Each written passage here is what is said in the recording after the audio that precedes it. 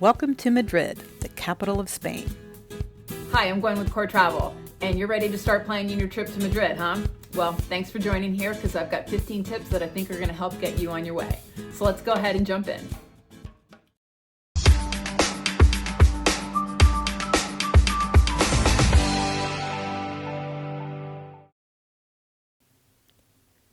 Why go to Madrid? Madrid is Spain's largest city, and all of Spain's 6 major roads start in Madrid's Puerta del Sol, known as Kilometer Zero. From Muslim and Christian influences, today's Madrid is a mix of architectural and outdoor design of Baroque and neoclassic palaces, grand churches and gardens, the Golden Triangle of art, grand avenues and plazas, and neo-Romanesque, expressionist, and Art Deco architectural buildings. Modern and progressive, Madrid boasts world-class dining and nightlife, great tapas scene, flamenco dancing, and the oldest restaurant in the world. These and many other reasons are why over 6 million tourists visit Madrid yearly. Number 2, when to go. The best time to visit Madrid depends on time of year and holidays and events, because they do impact the number of tourists and your travel costs. Madrid's temperatures average from the low 60s to high 80s, low 90s Fahrenheit year-round, and Madrid has festivals, holidays, and other events year-round. Peak season months are June through July and December, with the lowest accommodation availability and the highest amount of tourists and travel costs. Low season months are November and January, February, and August, with the highest accommodation availability, lowest amount of tourists, and travel costs. If you're looking for the best time to enjoy Madrid indoors and out with good travel deals, the best time of year to visit Madrid is in the shoulder season months of March through May and September and October. These months hold nice warm weather, long sunny days, more accommodation availability, and fewer tourists and shorter attraction lines than peak season. Still, always check Madrid's festival and holiday schedule when planning your Madrid itinerary. Number 3, getting to Madrid. The best ways into Madrid are by air, train, or bus. The closest airport to Madrid is Madrid Barajas Airport, or Madrid Airport, which is approximately 12 kilometers northeast of Madrid city center. It is comprised of 4 terminals for international and domestic flights and is the busiest airport in Spain, so allow time in your schedule. There are several transportation options from the Madrid airport to the city center, which I'll touch upon in a moment. Renfe, Spain's national railway, provides regional and high-speed train service across the country, many of which going through Madrid. Depending on your departure point, trains will arrive at either the Chamartín or Atocha station, Atocha being the closest to the city center. Multiple bus lines operate within Spain as well. Madrid has 3 main bus terminals: Estación Sur, or South Station, Estación de Avenida de América, and Estación de Conde de Casal. You can connect with local buses and the Madrid Metro at any of these Madrid stations. I do not recommend driving to Madrid. The city center parking is very limited, and street parking is controlled and paid. If you must drive, consult with your hotel or other accommodation on parking availability and cost, on-site or alternate parking recommendations. Number 4, getting around. To get around in Madrid, let's first start with getting from the Madrid Barajas Airport to the city center. Like I mentioned, there are multiple transportation options from the airport, but the quickest and least expensive way is by the Madrid Metro. Depending on the airport terminal and time of day, the Metro Line 8 takes 35 to 40 minutes to arrive at the Puerta del Sol station in Madrid, with a change at Nuevos Ministerios station. Single Metro tickets cost €4.50 to €5, plus a €3 airport fee. For information on other inexpensive airport transportation methods like the Madrid Airport Express bus, or airport transfers, taxis, and ride shares, yes, Madrid Airport does have Uber and Lyft. Consult my Ultimate Madrid travel guide online. The link is below. Now in the city center, let's talk about getting around the city center. Taking the metro is ideal for covering longer distances quickly if you're on a limited schedule. Look for the classic red and white diamond-shaped metro signs. Metro tickets can be purchased with cash or credit card from the ticket machines at the metro stations or tobacco shops, The Metro runs from 6 a.m. to 1:30 a.m.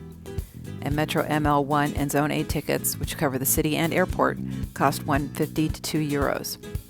Or you can purchase the Tourist Travel Pass for 1, 2, 3, 5, or 7-day increments, which covers both Metro Zones A and T, which is outside the city buses, commuter trains, and the light rail. If you can, stay above ground on your first-time trip to Madrid by taking the bus, electric tuk-tuks, walking, biking, or using an e-scooter to see more of Madrid. The red public EMT buses have their own lanes, which saves time on commuting, and operate 6 a.m. to 5:30 a.m. All buses route through Plaza de las Cibeles, and timetables can be found on the bus.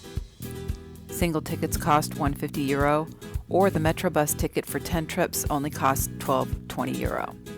Stamp your ticket on the bus before riding. Another way to see more of Madrid in a short period of time is the Madrid hop-on hop-off bus. Tours like these are great for large cities like Madrid. Madrid city center is a mixture of flat and slight inclines, making it very walkable. You can explore self-guided or take a guided history tour of Madrid or food and wine tour. Other options are renting a bike, e-bike, e-scooter, or taking a bike, e-bike, e-scooter, or Segway tour of Madrid, which is also a great way to meet other travelers. For great walking, biking, or other tours, see my links below in the video description, or use the Madrid online travel guide. That said, consider the Madrid Pass as a complement to the multi-day tourist travel pass. The Madrid Pass includes a dedicated Prado Museum entry with a 1-hour audio tour, a dedicated fast-track entry to the Royal Palace of Madrid, smartphone attraction guides, a smartphone city guide, the Yellow Bus panoramic bus tour of Madrid, and a 10% discount on other attractions. You select your visit dates in Madrid and receive tickets via email in advance. Get it in advance online if you're planning on traveling during peak season. I have a link to it below. Number 6, safety tips. Madrid's crime rate is considered low, and it is safe to walk alone during day and night. As with any large city, just practice general precautions and stay within well-lit and populated streets at night, and keep your belongings safe and securely on you with no open pockets, and avoid carrying cash or valuables in your pockets, especially in crowded and high tourist areas or on crowded public transportation. If you normally feel uncomfortable being out alone at night, you may want to visit Madrid during the summer months, when the daylight hours are longest, so you have more time to explore Madrid, or take a ride share if you don't want to walk at night. And if it helps, I have never felt unsafe in Madrid as a solo female traveler. What are the travel essentials to bring from Madrid? For easy travel, at minimum, bring a VPN service for data security and a portable Wi-Fi hotspot, a solar charger for your devices, comfortable walking shoes, a water bottle and sunscreen, especially during peak season, and a monosling bag or small backpack for keeping your items safe and secure while you're walking around town. Number 8, where to stay in Madrid. Madrid has 21 districts, so where you stay can really make or break your Madrid itinerary. Retiro and Salamanca are nice districts to stay, and things are very walkable. But El Centro, or the city center, is the heart of Madrid, and it holds most of its iconic and historic attractions and sites, shopping, dining, and nightlife. Puerta del Sol is as centrally located as you can get, with most everything to do being walkable, including access to multiple metro and bus stops, making the city of Madrid, outside day trips, and airport commuting easy. This is where I recommend first-time travelers stay. The city center does have accommodations for all budget types. For reasonable price, amenities, free cancellation, breakfast inclusion, and high ratings, including a travel sustainable rating. A few of the hotels I would recommend are Eurostar's Plaza Mayor, Vinci Soho, and Room Monte Alba. And if you want to go the hostel route for either a private room or dorm-style room, I would recommend Talk Hostel Madrid. I had a private room in Talk Hostel on my last trip. Although not sustainable rated, it does employ some environmental initiatives. It has a wonderful staff, amazing breakfast, and it's just steps from the Plaza del Sol. I highly recommend Talk Hostel Madrid. For a full list of my Madrid and hotel hostel recommendations, see my Madrid travel guide online. Madrid has too many attractions to list here, but here are just some of the top things to do and not to miss while in Madrid. Some are free, but for those that aren't, don't forget the Madrid Pass.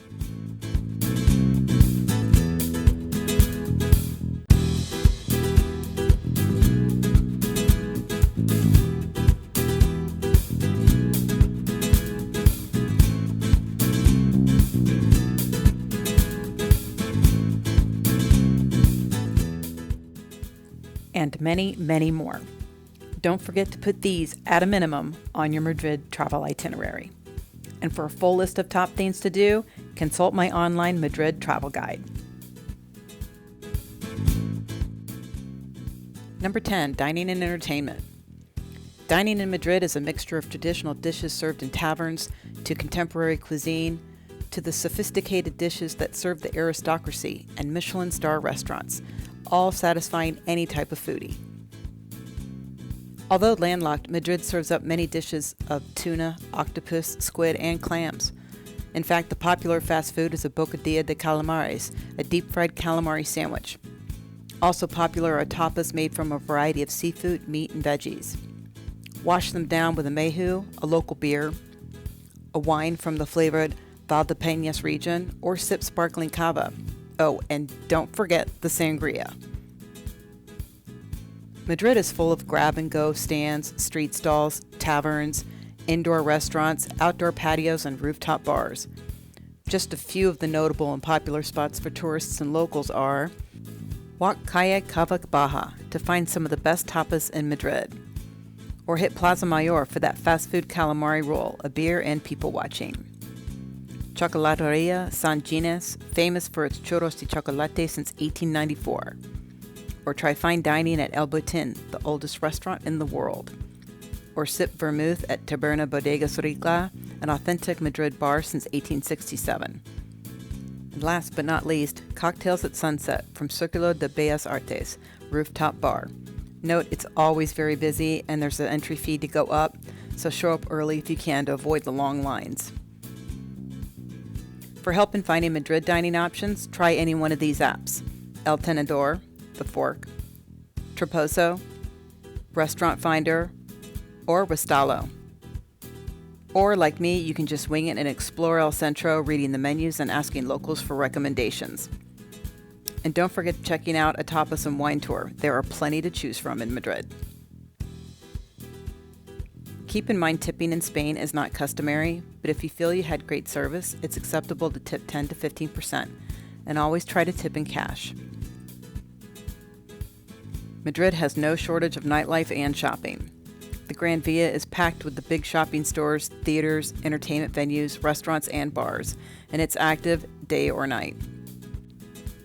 Calle Preciados, the pedestrian street off the Puerta del Sol, is another top shopping area with bars, live music, and people watching. And for late night dancing and gay bars, try the Chueca district.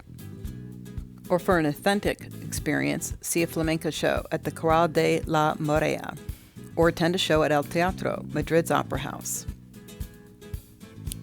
I have a lot more tips on what to try and where to try them in my online Madrid travel guide. If you have time and want to get out of the big city and explore a bit more of Spain, keep Madrid as a home base and try a day trip or two, starting with these following UNESCO World Heritage Sites.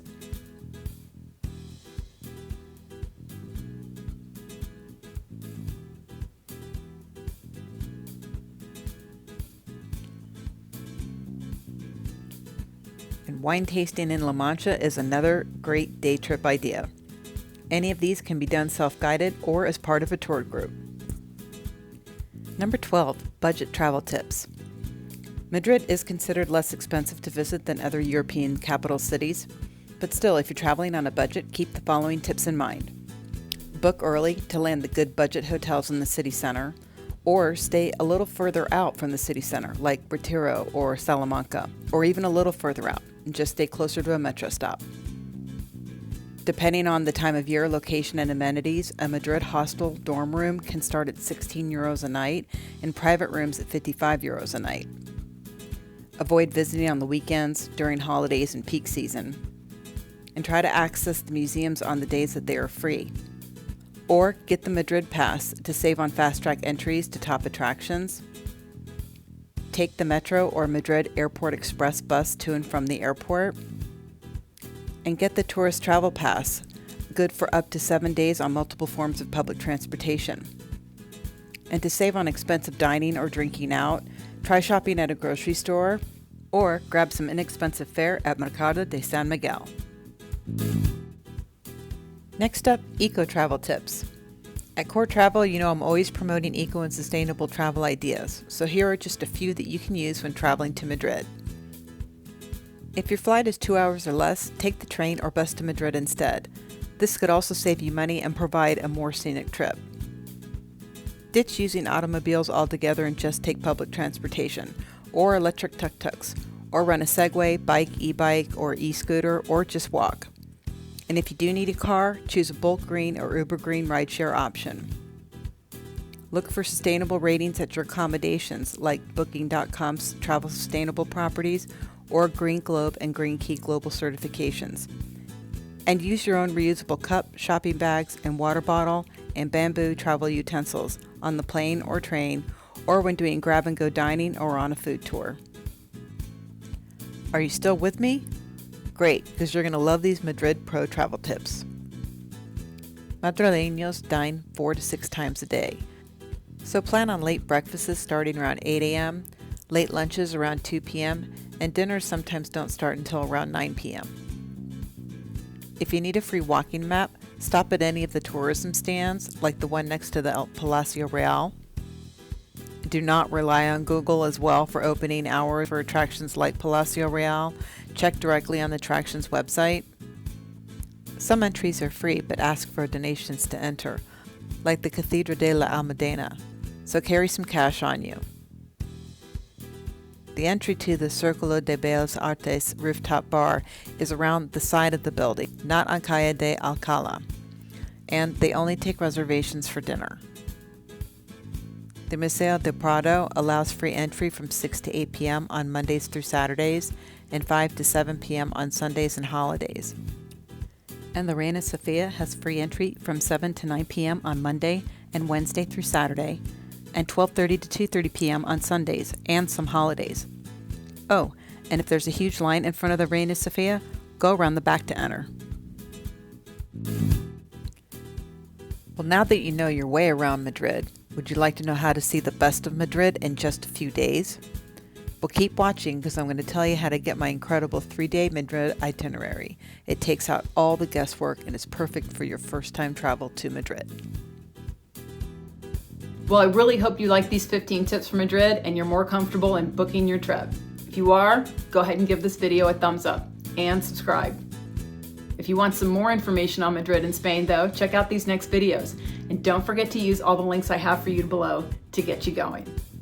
All right, I hope you have a wonderful time in Madrid.